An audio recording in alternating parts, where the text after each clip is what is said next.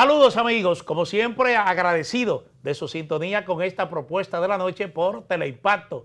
Recordarles siempre que además de las frecuencias de este canal, nos pueden seguir a través de nuestro canal de YouTube, el canal de Propuesta de la Noche. Carlos Arturo Guizarre, Jorge Saade, un servidor Manuel Jiménez, vamos a compartir con ustedes los temas de mayor interés en el ámbito internacional. Siempre es usual que dediquemos un día de la semana para tratar esos temas internacionales que interesan bastante, sobre todo generan mucha preocupación en un escenario global de bastante incertidumbre. Buenas noches, Carlos. Buenas noches, Jorge. Así es que ya estamos aquí. Bienvenidos a Propuesta de la Noche. Es así, el mejor día de la semana, sin duda alguna, para hablar de temas internacionales. Carlos.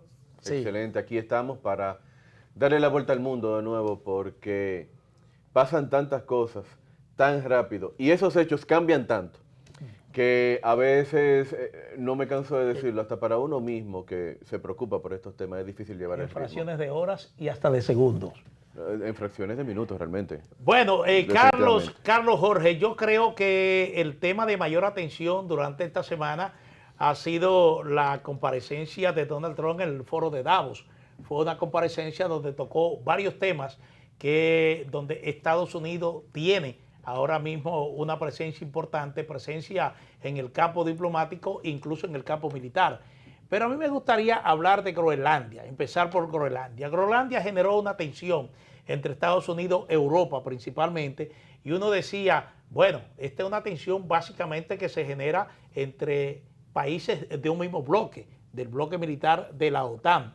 Donald Trump, en principio, reduce esa tensión cuando dice, mire, hay un acuerdo sobre Groenlandia, este acuerdo favorece mucho a Estados Unidos y favorece a la OTAN, y cuando uno investiga a ver en qué consiste este acuerdo, nota que Donald Trump dice, hay conversaciones intensas ahora para que esos misiles que integraría esa cúpula dorada que está desarrollando Estados Unidos sean desplegados en Groenlandia. Y entonces uno diría, bueno, ahí está satisfecho un interés fundamental de los Estados Unidos, que es la parte de seguridad.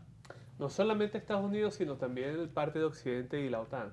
Sin duda alguna, creo que en el fondo lo que está llevando Trump es una especie de apoyo a las intenciones que tiene Occidente de preservarse frente a las intenciones que tienen China y Rusia. Y lo ha dicho muchas veces Trump en su discurso, que en vez de que lo tomen los chinos y los rusos, ¿por qué no tomaron nosotros los estadounidenses? Ante la incapacidad que tiene de la Unión Europea de desplegar tropas y llevar a cabo cualquier tipo de desarrollo militar, creo que el mejor actor para eso es Estados Unidos. Ahora bien, el tema de Groenlandia no es un tema reciente. Hemos visto que varios presidentes han insistido en este tema, pero la clave que ha tenido Trump, a diferencia de sus antecesores, es el tema de los aranceles. Parece que los aranceles funcionan, van a funcionar, y lo ha dicho él de manera jactándose de que soy el rey de los aranceles que llevan a cabo cualquier tipo de negociaciones. Es su palabra favorita, aranceles. Aranceles.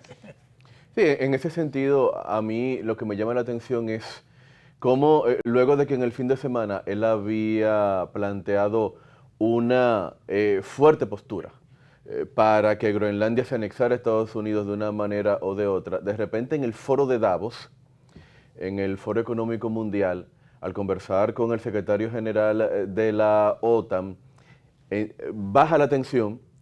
Y me parece que no hay acuerdo tal, porque cuando hay acuerdo, el Departamento de Estado perfectamente anuncia, señores, miren, hay acuerdo, vamos a hacer esto, de aquí para allá hacemos esto, vamos a gastar tanto, pero parece que lo que hubo fue un acuerdo de bajar la tensión y ahora van a conversar sobre que se están llevando a cabo conversaciones sobre qué es lo que va a pasar con Groenlandia.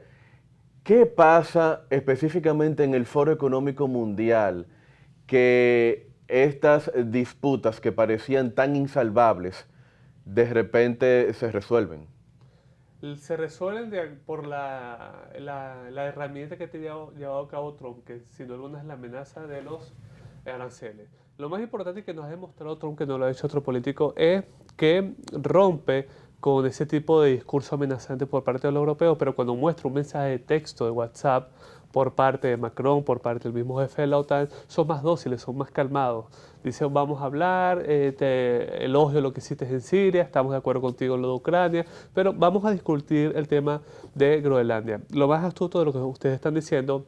¿Y no será, Jorge, que en el Foro Económico Mundial, como hay tantos empresarios, tantos magnates, de repente pueden influir más en los políticos que el mismo personal diplomático de diferentes países? Porque donde un ricachón de Luxemburgo le diga a Trump, mira, yo quiero reunirme contigo porque yo tengo una planta de tantos millones en tal sitio, y mira, la OTAN no puede desaparecer. O sea, ¿qué pasa en el Foro Económico Mundial? Que esas disputas políticas se resuelven aparentemente de manera tan sencilla. Yo creo que la clave es la presencialidad de esa modalidad. Sin duda alguna, siempre lo he dicho, cuando hay algún actor presente, creo que se alivian las tensiones. No es lo mismo hacerlo mediante llamadas o WhatsApp, creo que ese contacto directo entre los líderes siempre funciona. Pero lo que estamos viendo aquí también es la guerra de los discursos. Hemos visto que Europa dijo de que hubo un acuerdo, luego Trump dice de que vamos a desplegar tropas, luego los franceses dicen que no es así. Entonces ha habido como un choque de información de lo que está pasando en Groenlandia, pero sin duda alguna lo más resaltante de todo este contexto que ha habido es una declaración de Putin que le fijó un precio y ofreció un precio también para comprar este territorio, creo que era de $1.000 millones. Entre 200 y 1.000 millones de dólares. Efectivamente. Dice que ese es el costo que tiene. Pero previamente había habido intervención del canciller ruso donde aclaraba que Groenlandia no es exclusivamente propiedad de Dinamarca, sino que es una conquista colonial, algo así. Pero yo tengo otra lectura de lo que pasó en Davos. A mí me parece que en Davos hubo un discurso unificado de los líderes europeos. A pesar de que se disminuye la presión europea desde el punto de vista que no tiene bastante fuerza para el terreno diplomático llevarlo a lo militar, y eso ha debilitado mucho a Europa, pero sí en Davos hubo un discurso coherente, un discurso de total rechazo a las pretensiones de Trump de de tomar Groenlandia. Entonces, en relación a lo que dice Carlos, el mismo Trump dice en su intervención de que, bueno, yo desisto de usar la fuerza o de tomar Groenlandia porque ya están en curso negociaciones. Y estas negociaciones surgen precisamente de su encuentro con el secretario general de la OTAN. Y entonces ahí es que él dice, bueno, parece ser que el acuerdo que Trump no lo dice de manera concreta, pero ese acuerdo implica que esa cúpula dorada que está desarrollando Estados Unidos para su seguridad le permitiría, mediante ese acuerdo que se está discutiendo con la OTAN, el despliegue de esos misiles en territorio de Groenlandia. Eso es lo que se dice, porque incluso la primera ministra de Dinamarca dice, esto no conlleva la enajenación de la soberanía de Groenlandia. Es decir, nosotros seguimos siendo soberanos en Groenlandia, pero tenemos que discutir con Estados Unidos en el aspecto político, en el aspecto diplomático y en el aspecto de seguridad. Ella lo dijo así mismo, claro. Claro, también el tema que todos destacan en el público es el tema de seguridad, el despliegue de la cúpula, el sistema de defensa, pero también un trasfondo económico y geopolítico que tiene Groenlandia. Hay importantísimos yacimientos petrolíferos, hay un tema también de tierras raras que ha sido ralentizado y estropeado también por los europeos que son liberales en materia medioambiental. Pero también un tema geopolítico del paso de activos rusos y chinos por ese espacio que surge muchísima preocupación por parte de Occidente, esa libertad que le ha entregado la inacción de Dinamarca para enfrentar ese tipo de acciones.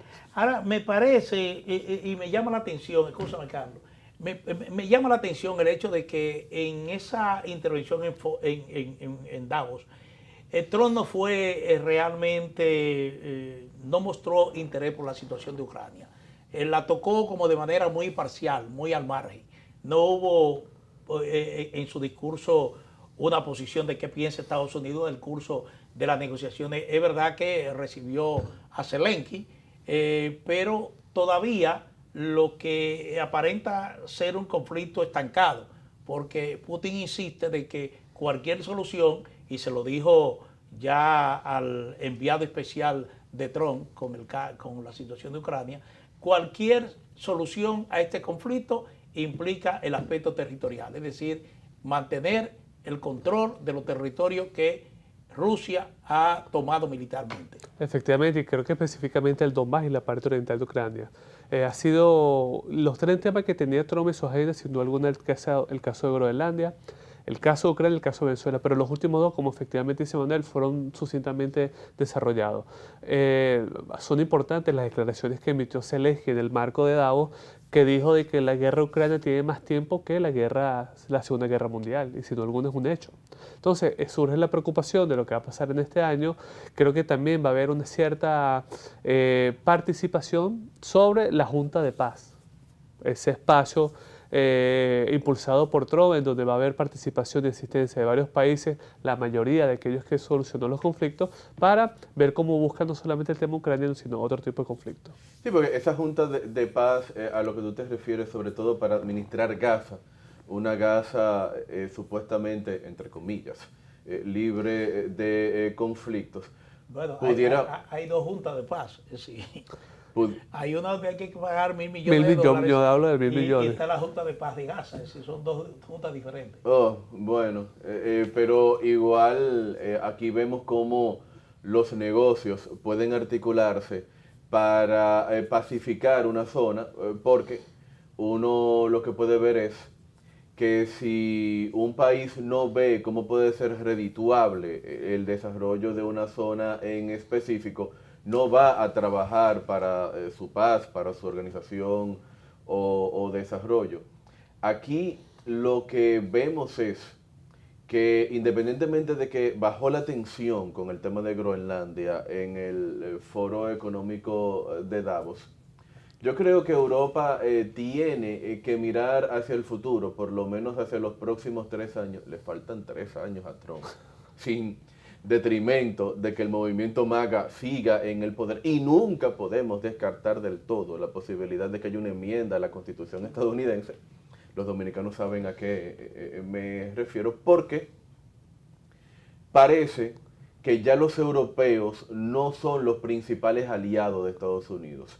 Estados Unidos es el principal, digamos, los europeos tienen a Estados Unidos como su principal aliado, pero Estados Unidos no tiene ya a los europeos como su principal aliado. Y estos temas lo demuestran, cómo ha tratado el tema de Ucrania Donald Trump, cómo despreció el orden internacional planteando la anexión a Groenlandia. Pero está por escrito incluso en la Estrategia de Seguridad Nacional publicada a finales de noviembre por Estados Unidos, que Estados Unidos llama a Europa, el gobierno de Trump llama a Europa un continente enfermo que está al borde del colapso de su civilización. Eso no es un aliado. Entonces eso es lo que tienen que ver los europeos ahora. Coincido contigo, de verdad fascinante lo que tú dices. Sin duda alguna, los europeos cuentan con Estados Unidos por necesidad, sin duda alguna porque no tiene otro tipo de aliado. Mientras que Estados Unidos, muy bien, no necesariamente cuenta con Europa. De hecho, ha habido varios enfrentamientos a lo largo de este año de Trump. Y si Trump dependiese esa cooperación con Europa, también se hundiría ante esa divergencia de ideologías y como que una decisión unísoda que no lo tiene Europa. Tiene otros aliados importantísimos. Trump, como lo es primero su ejército, sin duda alguna, un clave que... Las petromonarquías del Golfo, efectivamente, también el tema de las tarifas. Son amiguísimos. Trump de los países del Golfo Pérsico se le lleva muy bien con Arabia Saudita, se le lleva muy bien con Rusia y se le lleva muy bien con el resto de Latinoamérica. Ya hemos visto como el cambio de la marea roja a la marea azul. Sin duda alguna también va a haber más cambios ahora en Brasil y en Colombia, que es lo que va a pasar. Pero esto es responsabilidad neta de los europeos, de todo lo que está pasando en su destino. Creo que subestimaron muchísimas amenazas, desestimaron inversiones en materia económica y tanto militar para generar aún más su dependencia hacia Estados Unidos. Mira, yo no subestimaría tanto a Europa. Es decir, el hecho de que en esta ocasión Europa se plantara frente a Trump con el tema de Groenlandia, yo creo que de alguna manera influye en esa decisión de Trump de sentarse a negociar con el jefe de la OTAN. Vamos a hablar sobre Groenlandia. Y al final se llega a un acuerdo, muy al estilo Trump, pero se llega a un acuerdo. Y ese acuerdo hace que Trump retire los aranceles que había anunciado para 8 países europeos. Pero está latente una posibilidad, exactamente. Ya Europa no se puede considerar un aliado, un amigo de Estados Unidos. Las fisuras que han surgido a partir de la instalación de Trump en el poder, en la Casa Blanca, han hecho que se vaya alejando cada vez más esa relación histórica que se mantenía con Estados Unidos, incluso con los 3 países que yo llamo principales de la Europa. Estoy hablando de Reino Unido, Alemania y Francia. Los 3 han marcado realmente distancia frente a esa política exterior de los Estados Unidos y hay un enfrentamiento en cierne. Ahora llama la atención lo que dijo Emmanuel Macron esta semana. Dice, China es bienvenida en Europa. Es decir, los europeos de alguna manera están tratando de ver cómo esas fisuras que se han abierto con Estados Unidos de alguna manera se constituyan en un pretexto para irse acercando a China y ir de alguna manera sacando de terreno a los Estados Unidos. Porque yo te pregunto, ¿hasta qué punto Estados Unidos puede erigirse en gendarme del mundo sin ningún tipo de consecuencia? Es decir, Trump está echando una pelea solo, yo lo insisto, una pelea solo donde desde que llegó al poder lo que está haciendo es aislar a los Estados Unidos, aislarlo de sus amigos, aislarlo de los organismos multilaterales y entonces todo imperio se sustenta sobre la base del poder que puede demostrar en los hechos. Estados Unidos es un país ahora mismo solo.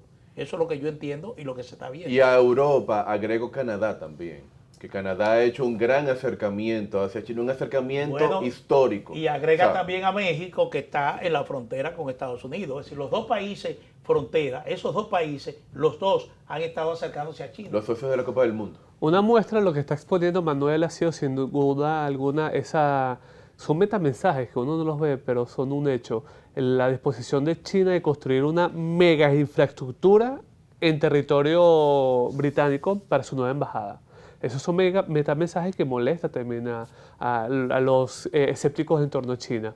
Yo creo que el caso de ese movimiento de seducción que tiene China, los europeos con China, puede ser peligroso. No solamente para aislarse aún más de Estados Unidos, que es su aliado natural a pesar del contexto histórico. Sí, no, eso se reconoce. Efectivamente, sino el involucramiento de China que va a ser muy difícil luego desajustarse. El problema es tú forzar a Europa a aliarse a China, porque no es una cosa que Europa lo está haciendo por su propia determinación. Es un problema de que, bueno, yo tengo que salvarme de alguna manera. Y más o menos sería una especie de... ¿En brazos de quien me entrego? ¿De quien me está rechazando o de quien me está abriendo la puerta? Y esto pudiera dar señal también a que estamos volviendo a un mundo bipolar, donde hay una opción u otra, como previo a la caída del muro de Berlín. Pero decepcionaste para los europeos que formen parte de mantener esa estructura multipolar a definirse a una unipolar, a una bipolar frente a Estados Unidos. Eso por una parte. Hay que recalcar también esa necesidad que ha tenido Europa de robar protagonismo en el mundo y lo ha hecho, que ha sido muy poco comentado en las noticias, pero me llama muchísimo la atención, que ese acuerdo en materia económica que suscribió la Unión Europea con Mercosur. Bien, que ha sido poco comentado. Bueno, y que ha generado mucha protesta en Europa. En Europa, sobre todo. En Francia. Ahí están los tractores en las avenidas principales pese a que pese a que el tema agropecuario es exiguo en el Mercosur, en verdad. Sin embargo, el mundo agropecuario europeo está muy movilizado políticamente. En Europa, sin duda alguna. En Europa, sí. Claro, muy politizado. Y tiene un factor importantísimo en la toma de decisiones. Lo hemos visto en Holanda y en Francia. Y eso es lo que están motorizando la gran ola, en parte, de la extrema derecha europea. Yo lo que comparto o me extiendo o la exposición que hizo Manuel es que efectivamente Estados Unidos está solo, pero le ha servido en este último año esa soledad para resolución de sus conflictos y sus intereses, Manuel. Hemos visto como la mayoría de los conflictos han sido resueltos por Donald Trump y no lo hizo las Naciones Unidas. Hemos visto que esta Junta de Paz promete más efectividad que lo que ha hecho los organismos multilaterales en los últimos años. Hemos visto que el tema de las tarifas ha respondido a los intereses de Estados Unidos. Entonces Jorge Saade mantener ese esquema. opina que a Trump le está yendo bien en materia de política exterior? Ahí están los resultados. Bueno, coyunturalmente sí. Lo que yo te digo Bueno, es hasta dónde ahora. Estados Unidos puede sostener eso. Estamos hablando de un esquema que está siendo sostenido por un hombre con un criterio muy autoritario, con un criterio muy pragmático al extremo, muy personalista del manejo de las relaciones de Estados Unidos. Entonces, yo te pregunto, ¿hasta qué punto ese esquema es duradero en el tiempo? Porque tú dices, bueno, ahora sí. Jorge preguntaba y decía, bueno, en Estados Unidos pueden ocurrir dos cosas. O que el movimiento MAGA pueda mantenerse más allá del 28, ¿verdad? O que se promueva una reforma constitucional, cosa que sería extrañísima. Una enmienda. Una enmienda constitucional, cosa que sería extrañísima, para permitir una segunda, Una una tercera repostulación de repostulación de Donald Trump. Eso se descarta, eso no lo veo posible. Ahora, el problema es que Donald Trump es un gobierno en declive. Yo no lo veo popularmente probable, pero en sí es Estados posible. Unidos. Es decir, es un gobierno en declive. Vamos a ver si los demócratas solucionan sus problemas internos, pero desde el punto de vista electoral, ahora mismo está en riesgo la posibilidad de que ese esquema se mantenga en el tiempo en Estados Unidos. Yo creo que Y las encuestas lo están diciendo.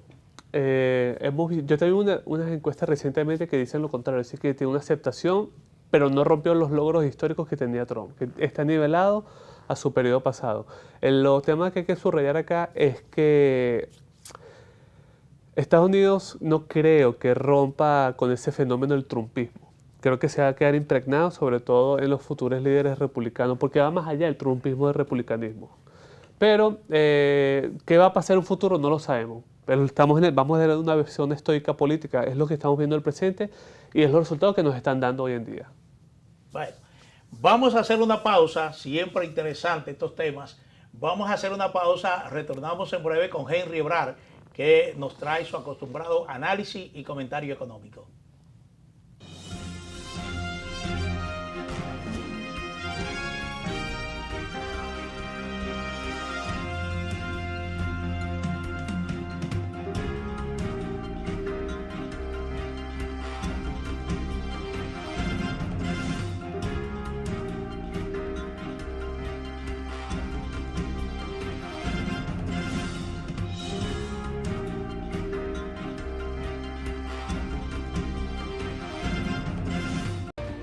Resaltamos la manufactura dominicana con el sello que nos une, las manos que lo fabrican, la fuerza de la industria y el apoyo del consumidor, agregando valor a lo hecho en el país, ampliando y promoviendo la producción dominicana, colaborando con la creación de más y mejores empleos y posicionando la industria dominicana en los mercados internacionales. Hecho en República Dominicana. Lapropuestadigital.com, un medio digital alternativo de contenido amplio, variado y de calidad, de actualización permanente, una interesante oferta de información nacional e internacional, análisis, reportajes, artículos de opinión, videos y otros contenidos de actualidad. Toda la información y el análisis están aquí. Lapropuestadigital.com.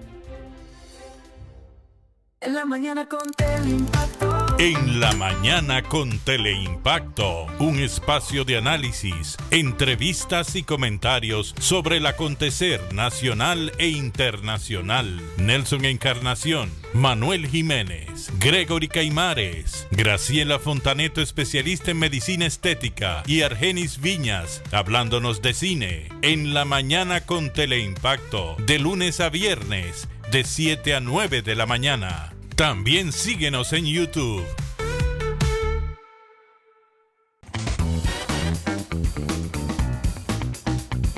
Que esto no es un compendio solo del esfuerzo y del trabajo que ha hecho Diógenes, sino es un pedazo de nuestra historia, de nuestra memoria. Celebrar lo que significa el nacimiento de Sueños de Octubre.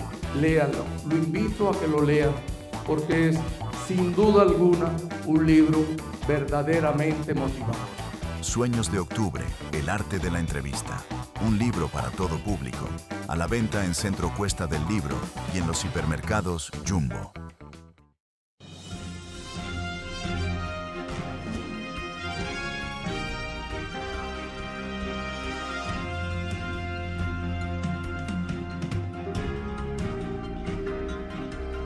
Henry Ebrard nos actualiza en materia económica y financiera. Así que adelante, don Henry. Si de algo saben las abejas, es de flores. Hay de todo tipo y para todos los momentos. Lo importante no es solo su color, tamaño o forma, sino lo que hace sentir cada una. Y para esos sentimientos trabajan. Igual que el Banco Central, que trabaja para hacer florecer la economía y que sientas estabilidad. Para ese sentimiento de tranquilidad, para ese sentimiento de crecimiento y desarrollo, para que la primavera llegue a todos los sectores y los planes de muchos den grandes frutos. Banco Central de la República Dominicana, 75 años trabajando por una estabilidad que se siente. ¿Qué tal, amigos de Propuesta de la Noche? Yo soy Henri Barr, un placer estar de nuevo con todos ustedes como cada lunes, miércoles y viernes, y más especialmente un día como hoy, viernes, donde tratamos de seleccionar un tema de mayor quizás relevancia para los próximos días o las próximas semanas, y sin duda alguna nos tenemos que referir esta semana a los precios del oro. El país, República Dominicana, será capaz, a diferencia de otros países en el pasado, de ahí adelante de sembrar la minería. Esa es una pregunta fundamental en la reapertura de la agenda de reformas estructurales, entender que la minería, por los niveles extraordinarios de recaudaciones que de ahí adelante va a estar produciendo, va a ser no solamente un motor de crecimiento económico, sino también una fuente fabulosa de financiamiento de la agenda de desarrollo. Veamos, en esta semana hemos visto cómo los precios del oro han seguido disparándose, alcanzando niveles de $4.950 la onza, estar ya cerca de alcanzar lo que parecía un nivel que nunca íbamos a ver, de $5.000 la onza, considerando que hace un año atrás el precio del oro estaba $2.000 por debajo de los precios de oro. O sea que los precios han ido subiendo en los pasados 12 meses en prácticamente un 75%.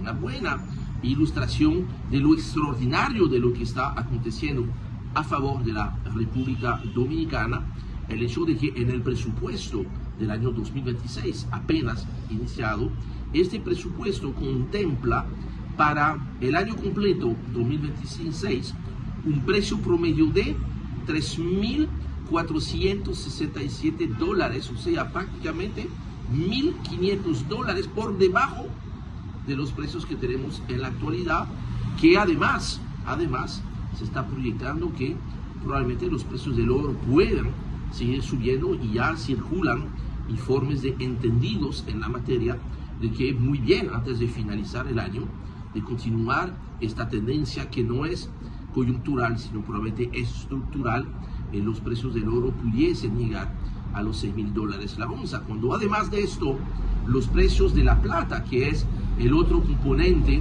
de lo que llaman los lingotes de doré, que es lo que exporta la República Dominicana, que contiene un 75% de plata y un 25% de oro. Los precios de la plata, mientras los precios del oro han crecido un 70% en los pasados 12 meses, los precios de la plata se han multiplicado por 3, o sea que han subido en un 200% al pasar de $30 la onza a prácticamente $100 la onza. Producto de esto, los impactos definitivamente positivos para la República Dominicana son los siguientes. Al nivel de la balanza de pago, a través del crecimiento extraordinario que van a tener las exportaciones, pues esto fortalece el peso dominicano frente a las demás divisas, especialmente el dólar, gracias a esta entrada de divisas. Fíjese, en el año 2024 las exportaciones de oro y plata rodaron los $1.500.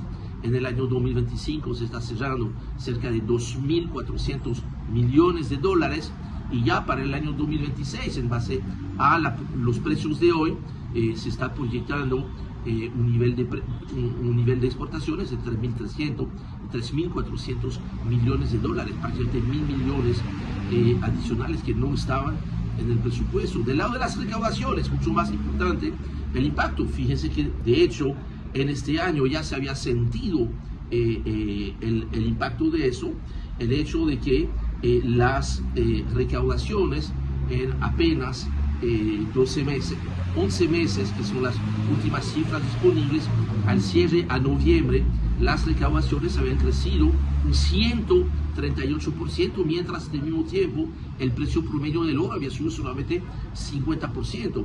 Las recaudaciones pasaron de unos 13.000 millones de pesos a unos 30.000 millones de pesos. Y fíjense, en el presupuesto del 2025 está contemplado apenas, se puede decir, 31.000 millones de pesos, pero con un precio de 3.400.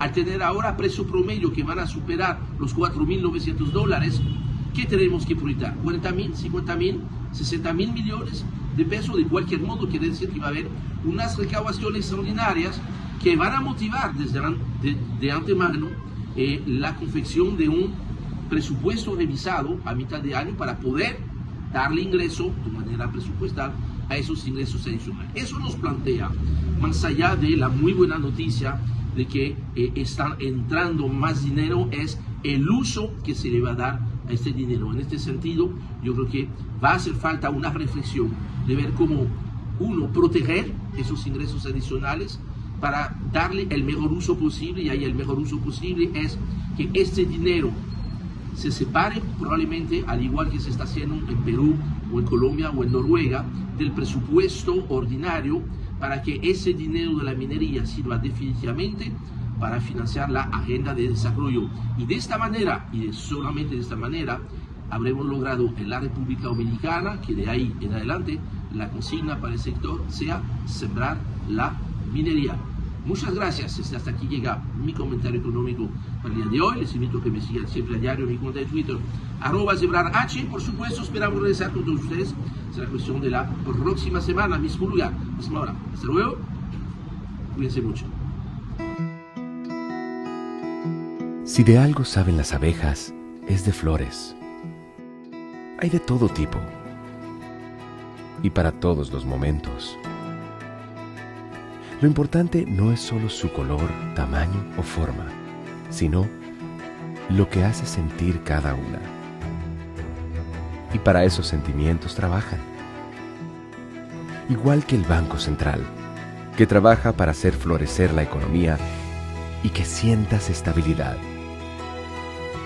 Para ese sentimiento de tranquilidad. Para ese sentimiento de crecimiento y desarrollo. Para que la primavera llegue a todos los sectores y los planes de muchos den grandes frutos. Banco Central de la República Dominicana, 75 años trabajando por una estabilidad que se siente.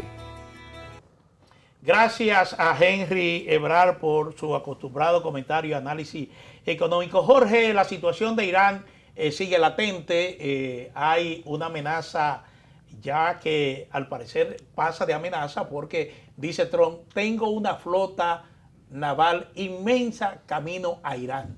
Y entonces esto como que pone a uno en tensión. ¿Qué pasará? Bueno, pareciera que esa decisión de desplegar tropas, activos militares en el mar, le ha funcionado a Trump con Venezuela. El tema, a diferencia del caso venezolano, es que Irán sí tiene capacidad de respuesta por su desarrollo militar, que no es ningún secreto para nadie. También la influencia y los activos que tiene Irán en todo Medio Oriente, como lo es Ansarallah en Yemen, lo hemos dicho en varias oportunidades, Hezbollah, las milicias chiitas iraquíes. Por eso que va a ser un poquito más delicado y más estudiado del proceso quirúrgico que hizo Venezuela, lo que va a hacer en Irán. El apoyo popular en las manifestaciones le estaría dando la luz verde a Trump para llevar a cabo cualquier tipo de maniobra para decapitar por fin para los israelíes lo que ha sido su amenaza, el régimen de los ayatolá. Lo que hay que ver cómo será el tipo de ataque que va a llevar a cabo Estados Unidos o Israel, cuidado, y lo más importante, cuál va a ser la respuesta de Irán.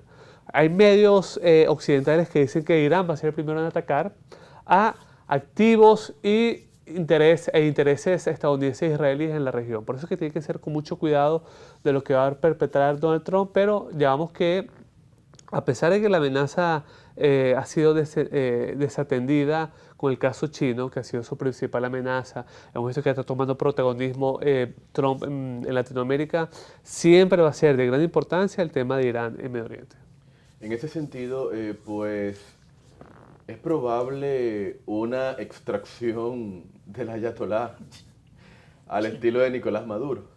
No lo creo. Bueno, ya Israel en una ocasión dijo que sabía dónde estaba y se ofreció incluso para eliminarlo. No creo que lo extraigan, creo que desafortunadamente la parte oriental es eliminarlo. Bien, si pudieron detectar dónde estuvo el jefe de las guardias iraníes, Soleimani, en Siria y lo eliminaron, si supieron que para eliminar a la persona con mayor resguardo, Hassan Nasrallah en Hezbollah en el Líbano, y lo bombardearon, que estaba en búnkeres, creo que, y también lo hemos visto también con el líder de Hamas en territorio iraní, creo que será pan comido para los israelíes saber dónde está el ayatolá. El tema es cómo es la capacidad de respuesta de los iraníes frente a Israel, quien en sus discursos han dicho durante todos estos años la desaparición total de los israelíes. Hemos visto que ha sido poco convincente las noticias de que los ataques van a suceder a primeras semanas de este mes de enero. Pero yo creo que incrementa las posibilidades. De hecho, a todos, como que todo apunta del fin del ayatolá de Irán. El tema es que lo va a sustituir. Hemos dicho en este espacio que Trump no le simpatiza mucho la posibilidad del heredero del Shah de Irán volver a su territorio. Algo muy importante, Irán vive una diversidad cultural, religiosa y étnica, que ponerlos todos de acuerdo sería también muy complicado. Y lo más importante, lo hemos visto en Irak, lo hemos visto en Libia, que el tema de Medio Oriente va a ser un poquito más complejo porque si lo haces tan abruptamente como estos dos casos, el resultado puede ser nefasto. Entonces es muy interesante lo que está diciendo sobre qué posibilidad de sucesión hay en Irán, y ante la imposibilidad de la sucesión formal, el hijo del ayatolá, o una sucesión volviendo a un orden muy anterior, estamos hablando de 50 años, con el hijo del Shah, entonces sería mirar hacia el futuro, en lo que se ha convertido de facto la República Islámica, que es una dictadura militar. Una teocracia, unos hablan también de teocracia, que tiene un fuerte desarrollo militar. ¿Bien? Porque me parece que toda la economía, los negocios, toda esa parte macroeconómica de Irán, quienes las están manejando en gran parte son los militares, la famosa Guardia Republicana Revolucionaria de Irán. La Guardia Revolucionaria Islámica. Entonces, parecería que ellos, en un estilo Delcy Rodríguez, digamos, estamos, ¿verdad? Es muy difícil no hacer ese paralelismo entre el caso venezolano y el caso iraní. Serían los que naturalmente pudieran mantener el orden en un Irán el día después del ayatolá. Totalmente de acuerdo contigo. Sería, por ejemplo, deshacerse del ayatolá, que representaría esa teocracia del siglo pasado, e instaurar un gobierno que no se despegue totalmente de esas fuerzas revolucionarias iraníes que están dentro del país. Hay una oligarquía poderosísima en Irán que nosotros no lo vemos, que marca la pauta de ese país, y están muy infiltrados también en el caso de varias etnias en el país. O sea, es un país convulso que de capital lo va a ser monstruoso. En Irán hay varias tendencias. Unos son los principalistas, que son los más radicales, están los moderados, están los reformistas. Yo creo que va a pasar por uno moderado, como es el actual presidente, a uno reformista, para que de manera paulatinamente, no necesariamente comparte esa democracia occidental que nosotros conocemos, sino algo más parecido a un sistema parlamentario confesional como los del Líbano u otro que está en la región, para que no sea tan abrupto. Hay que recordar la importante... Bueno, Emiratos Árabes Unidos es el modelo de gobernanza que parece que ha podido funcionar bien, compaginando el tema islámico con una democracia que, si bien no sería la liberal nuestra occidental, sí pudiera dar algunas libertades públicas que facilitarían el comercio. Brevísimo. Adelante. Lo expongo. Sí. No hay democracia en estos países del Golfo Pérsico, nada parecido. Es un sistema parlamentario monárquico, donde todas las decisiones las toman los emiratíes o los reyes. Sí. Nos vamos con una pausa, y el tema de Venezuela y Haití estará en nuestra próxima agenda y en la parte final del programa. Así que mantenga su sintonía.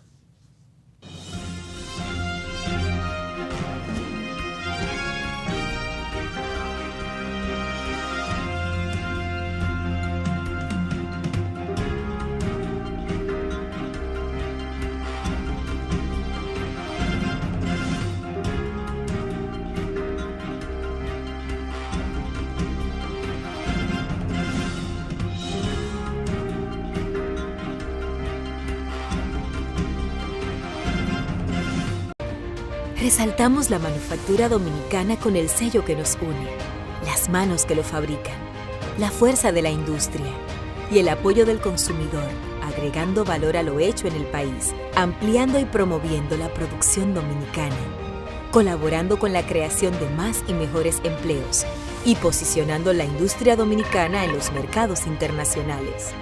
Hecho en República Dominicana.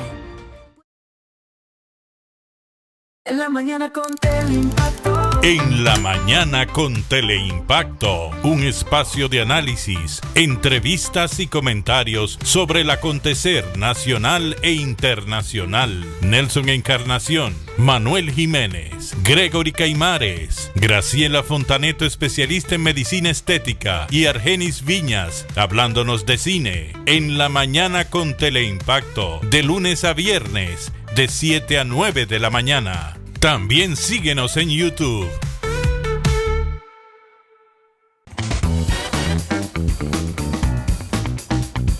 Esto no es un compendio solo del esfuerzo y del trabajo que ha hecho Diógenes, sino es un pedazo de nuestra historia, de nuestra memoria. Celebrar lo que significa el nacimiento de Sueños de Octubre. Léanlo, lo invito a que lo lean, porque es sin duda alguna un libro verdaderamente motivador. Sueños de Octubre, el arte de la entrevista. Un libro para todo público. A la venta en Centro Cuesta del Libro y en los hipermercados Jumbo.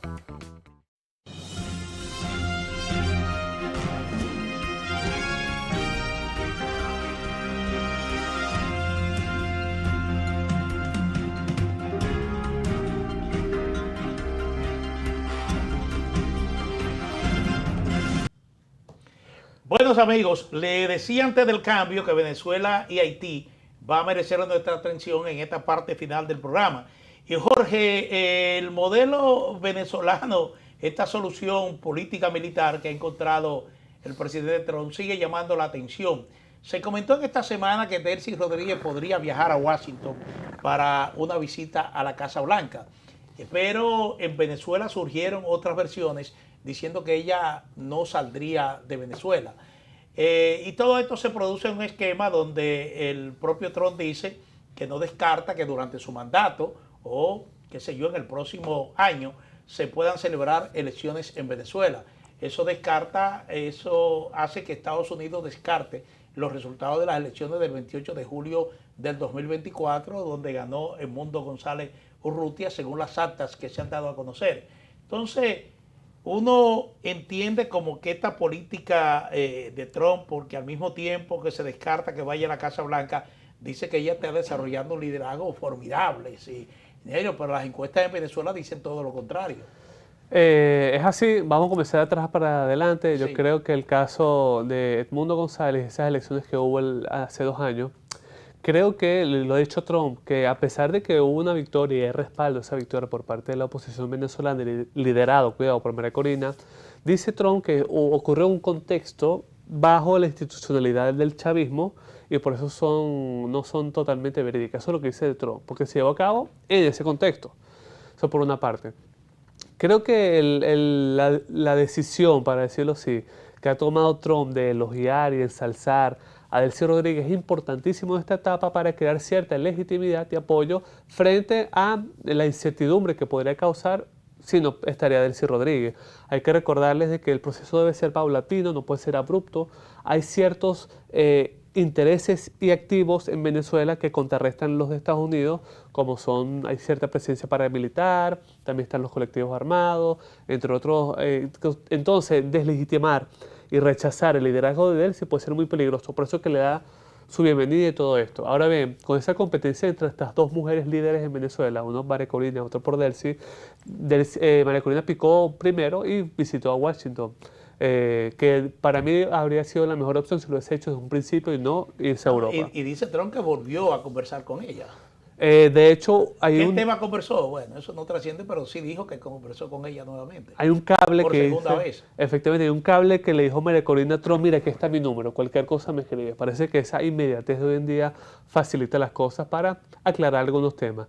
Lo importante también fue esa gira que llevó a María Corina Machado en Washington con reuniones con congresistas, entre otros altos funcionarios, dejando claro cuál es su misión en Venezuela. Ella asegura que, escuchen esto, ella asegura que va a volver a Venezuela, mientras que Delcy Rodríguez y Fuentes dice que ella iría a Estados Unidos a reunirse con Donald Trump. Yo lo veo, a pesar de que todo indica de que sí va a viajar, yo creo que no sería lo muy sensato, porque podría generar una especie de oportunidad para aquellos activos radicales y originarios que no están muy de acuerdo con Delcy Rodríguez. Bien. Sobre el mismo tema, hay encuestas de firmas venezolanas que colocan a Delcy Rodríguez en una posición muy incómoda desde el punto de vista de la aceptación de los venezolanos. Hay quienes le dan hasta un 90% de rechazo y un posicionamiento hasta de un 14%. Eso responde muchísimo a que representa al chavismo y la heredera sin duda alguna de Maduro. Eso por una parte. Hay que recordar que tampoco tiene la aceptación de algunos chavistas originarios. Creen muchísimos que, según fuentes, presuntamente ella tuvo participación activa de lo que pasó el 3 de enero. Sí, de Guardián, el diario británico, dice que según fuentes ella conversó con funcionarios de los Estados Unidos para planificar la entrega de Maduro. Efectivamente, sí, no está vista con buenos ojos también por su relación con su hermano. Hay que recordar las declaraciones y las acciones que ha hecho Delcy Rodríguez durante todo su tiempo. Ha sido una de las más mentes maquiavélicas, para decirlo así, lo que ha pasado en el chavismo, y por eso no tiene la aceptación del venezolano, porque representa también el continuismo de Maduro. Y frente a lo de María Corina Machado, que es la única líder auténtica en Venezuela, por eso dije en este espacio esa necesidad que tiene ella de aprovechar esa inercia de liderazgo y no permitir que otro liderazgo en Venezuela surja debido a los exilios que van a volver a Venezuela y los excarcelados. Algo muy importante de esa encuesta, que prontamente lo va a publicar Propuesta Digital, es la tasa de aceptación y de rechazo por parte de los venezolanos, tanto dentro del país como fuera, en torno a otros liderazgos, como Diosdado Cabello, que encabeza tasa de rechazo altísima, pero también otros líderes de la oposición, como Guaidó, bien, Leopoldo López y sobre todo Leopoldo López, que ambos han sido rechazados por el pueblo venezolano.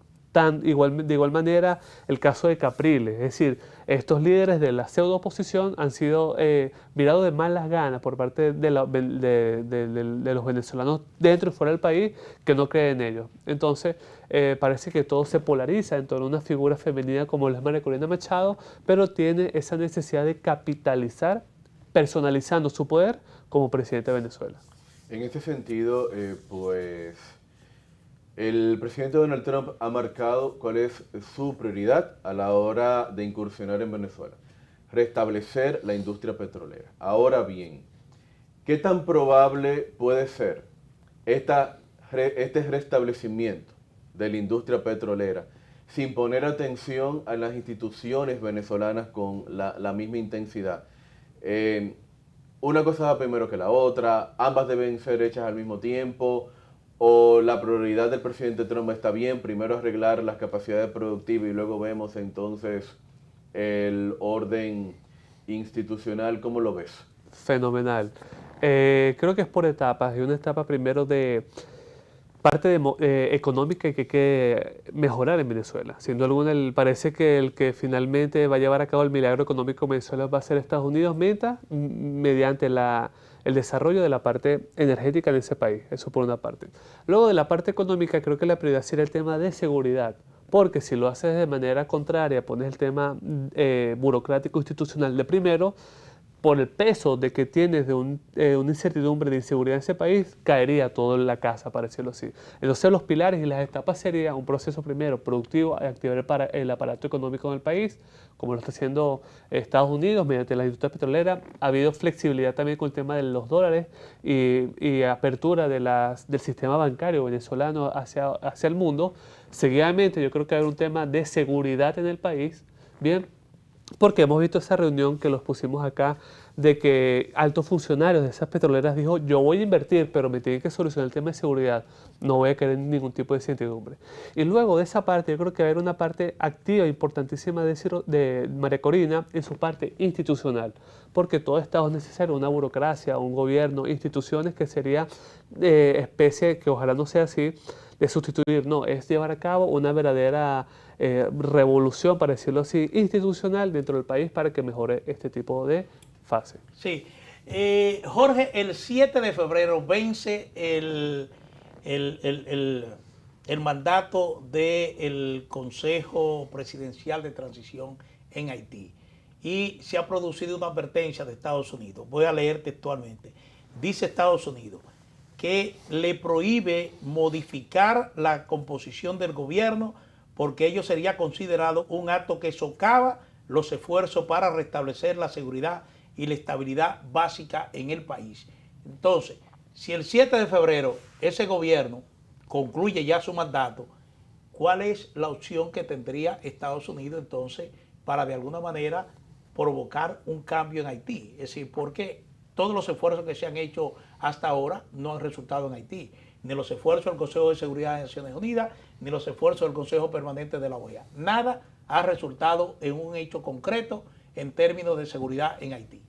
Yo creo que para que Haití haya un tipo de cambio hay que posponer el tema institucional y el tema de elecciones políticos. Es un tema indispensable de seguridad y luego un tema de reactivación de la economía.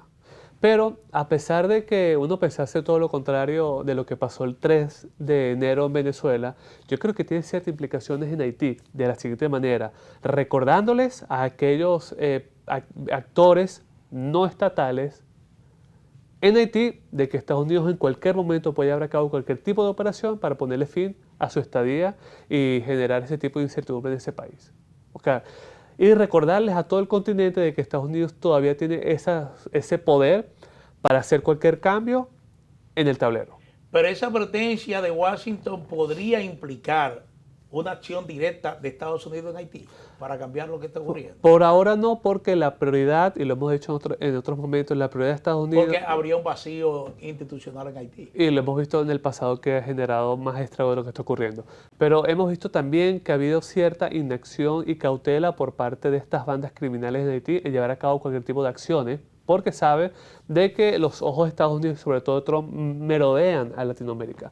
Lo que sí creo que va a ocurrir ahora va a ser un poco retrasar el tema administrativo. Supuestamente iban a celebrar elecciones este año en materia presidencial. Yo creo que no se van a llevar a cabo, pero yo creo que lo que va a pasar es que, y eso es cierta responsabilidad también de República Dominicana, insistirle a Estados Unidos en subir la prioridad de Haití a esa agenda que tiene Trump en Latinoamérica. Pero parece que no hay mucha prioridad de parte de Estados Unidos y muy específicamente del Departamento de Estado en este país, porque la degradación que ha sufrido Haití, no de ahora, sino desde hace muchos años, parece que creo que en un momento dado la clase política estadounidense se rindió con Haití y entendió que quizá con Haití hay muy poco que hacer. Y de ahí es que entonces la diplomacia dominicana ha puesto en el centro llamar a la comunidad internacional a que haga algo por Haití, porque obviamente los dominicanos no podemos solos. Yo creo que no me quiero atrever a decir lo siguiente, pero ese favor que le hizo República Dominicana a Estados Unidos en el marco de ese despliegue militar en el Caribe, prestarles dos aeropuertos, vamos a hacerlo así, por eso lo puse entre comillas, esa facilidad de Estados Unidos de utilizar dos aeropuertos dominicanos, creo que es una oportunidad perfecta para que Santo Domingo le diga a Washington, vamos a hacer algo en torno al tema haitiano. Sí. Creo que de manera un poquito más diplomática, no voy a decir el tema del favor, pero creo que esa extensión, esa oportunidad que brindó Santo Domingo Washington es única y especial. Y creo que viene de marco de esa nueva misión que está llevando la embajadora de ese país en República Dominicana, de llevar a cabo cualquier tipo de acción para contener la situación de ese país. Eso así como quien da, otorga, que lo dice. Brevemente ya, la situación en España, 2 accidentes mortales de trenes, es decir, hay una situación. Hoy, por ejemplo, un alto funcionario español está llamando a que la oposición comprenda, que mantenga esto con altura. El riesgo para el PSOE. Yo creo que esto sí va a afectar directamente el tema de la simpatía de los españoles hacia su gobierno. Lo hemos visto que ocurrió en el pasado. Hay que sumar y no recordar lo que pasó con las inundaciones en Valencia, que ha sido de esos puntos que ha afectado al gobierno. Efectivamente, que ha afectado mucho a Pedro Sánchez, pero lo que tiene que hacer la oposición española es llevar y ser muy cautelosa y no politizar ese tipo de eventos catastróficos, porque puede ser contraproducente. Bueno, señores, llegamos al final de esta propuesta de la noche. Esperamos que este programa haya sido de su agrado, como siempre tratando temas de mucho interés en el ámbito internacional. Carlos Arturo Guizarre, Jorge Saade, un servidor, Manuel Jiménez, hemos estado con ustedes conversando y tratando de llenar sus expectativas. Así que muy agradecido, recordarles siempre que además de la frecuencia de Teleimpacto nos pueden seguir en nuestro canal de YouTube, el canal de Propuesta de la Noche. Buenas noches.